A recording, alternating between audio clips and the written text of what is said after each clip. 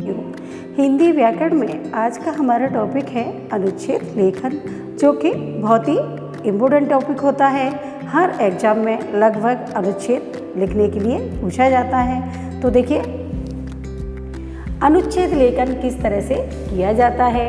अनुच्छेद लिखते समय हमें किन किन बातों का ध्यान रखना होता है, तो आइए देखते हैं। अनुच्छेद लेखन एक ऐसी कला है जिसमें विषय से संबंधित सभी महत्वपूर्ण तथ्यों को ध्यान में रखकर निर्धारित शब्दों में लेखन कार्य किया जाता है। अनुच्छेद लिखते समय कुछ बातों का ध्यान रखना होता है। वो बातें ये हैं, देखिए किन किन बातों को हमें अनुच्छेद लिखते समय ध्यान रखना है।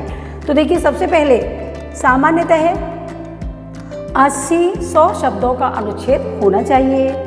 नंबर 2, अनुच्छेद एक संक्षिप्त शब्द शैली है जिसमें मुख्य विषय पर ही ध्यान केंद्रित रखना चाहिए। इसमें उदाहरण के लिए कोई स्थान नहीं होता है, अतः उदाहरण की ओर संकेत करना ही पर्याप्त होता है।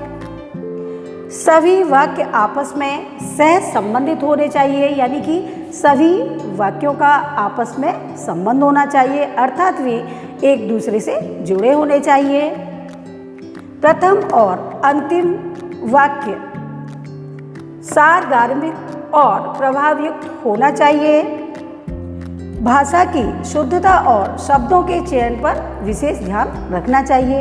हम जो अनुच्छेद लिखने जा रहे हैं उसकी जो भाषा है वो बहुत ही अच्छी होनी चाहिए और शब्दों का जो चयन है वो भी बहुत अच्छे से करना चाहिए। अब मैं आपको एक अनुच्छेद बताती हूँ उदाहरण देकर के कि अनुच्छेद किस तरह से हम लिख सकते हैं या अनुच्छेद किस तरह से लिखा जाता है।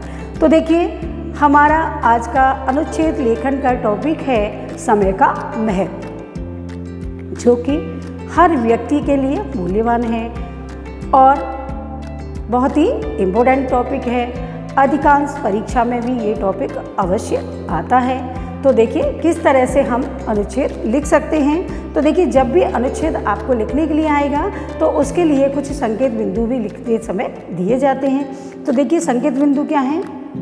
सबसे पहला होगा समय का महत्व, कि समय का महत्व क्या है, और दूसरा है समय का नियोजन, कि हम समय का नियोजन किस तरह से कर सकते हैं, और तीसरा है समय गंवाने से हानियाँ, यदि हम अपने समय को गंवाएंगे तो हमें क्या हानियाँ हो सकती हैं। तो देखिए, समय निरंतर प्रवाहित जलधारा के समान है जो आगे ही बढ़ता जाता है बिना किसी की प्रतीक्षा और विश्राम के।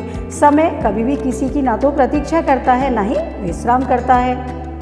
जो व्यक्ति समय के साथ आगे बढ़ सकता है वही जीवन में सफल होता है। समय का सदुपयोग ही व्यक्ति को विकास में मार्ग पर अग्रसर करता है। समय के महत्व को समझने वाला जीवन की कला सीख लेता है, यानी कि जिसने समय के महत्व को समझ लिया उसने जीवन जीने की कला को भी समझ लिया। किसी ने समय की तुलना धन से की है। वास्तव में समय धन से भी कहीं अधिक मूल्यवान होता है। धन तो आता जाता रहता है, लेकिन बीता हुआ समय कभी भी वापस नहीं आता है। जो समय की कद्र करता है, समय उसकी कद्र करता है। इतिहास में ऐसे अनेक उदाहरण हैं कि सही समय पर सही निर्णय लेने वाले व्यक्ति ही जीवन में सफल हुए हैं। इसलिए मनुष्य अपने समय का विभाजन इस प्रकार करे कि उसके पास अध्ययन, व्यायाम, चिंतन, मनन आदि सभी कार्यों के लिए समय पर्याप्त रहे। समय विभाजन कर उनका सदुपयोग करना सीख लें तो भविष्य में सुविधाजनक और सुखमय होगा और कभी भी हम दुखी नहीं रहेंगे। इसीलिए ये जो टॉपिक है समय का महत्व, ये बहुत ज़्यादा इम्पोर्टेंट टॉपिक है। इस तरह से हम अनुच्छेद लिख सकते हैं। धन्यवाद।